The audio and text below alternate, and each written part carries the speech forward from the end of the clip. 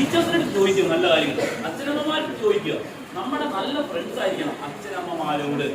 എത്ര പേർക്ക് ആത്മാർത്ഥമായിട്ട് പറയാൻ പറ്റും നെഞ്ചത്ത് കൈവച്ച്, ഞാൻ എൻ്റെ എല്ലാ കാര്യങ്ങളും നിങ്ങൾക്ക് വേണ്ടി ജീവിച്ച അച്ഛനും അമ്മയ്ക്കും എൻ്റെ എല്ലാ കാര്യങ്ങളും അവരോട് പറയാൻ പറ്റുന്ന എത്ര പേരുണ്ട് ഇതിനകത്ത്? കൈ നോക്കണ്ട, നെഞ്ചത്ത് കൈവയ്ക്കാനോ പറഞ്ഞു.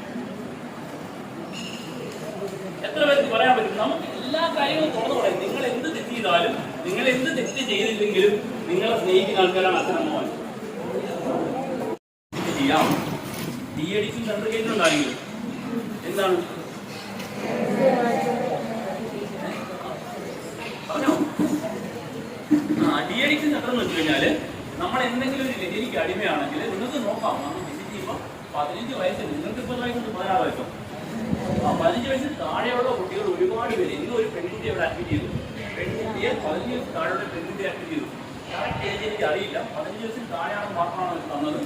അപ്പോൾ ആ പെൺകുട്ടിയും ഏതോ ലഹരിക്ക് അടിമയാണ്. 2 ദിവസം കഴിയുമ്പോൾ ആ പെൺകുട്ടിയും കെട്ടിയിട്ടാണ് ചികിത്സിക്കുന്നത്. നമുക്ക് അതിന്റെ സ്വഭാവം നഷ്ടപ്പെട്ടു പോകും. നമുക്ക് അതില്ലാതെ പറ്റാത്തൊരവസ്ഥയിലോട് പോകും. ഇപ്പൊ ലഹരി ഇല്ലാതെ പറ്റാത്ത അവസ്ഥയിലോട് പോകും. നിങ്ങൾ അവിടെ നോക്കുക, ജനലുകളും വാതിലുകളും പൊട്ടിച്ച് അവരിറങ്ങി ഓടാൻ നോക്കും. നിങ്ങളെപ്പോലെ പല സ്കൂളുകളിലും പഠിച്ചിരുന്ന ആൾക്കാരവർ. നമ്മൾ അറിയാതെ നമ്മൾ അതിലോട്ട് പോകും. നമ്മൾ അതിനുള്ള അവസരം കൊടുക്കരുത്.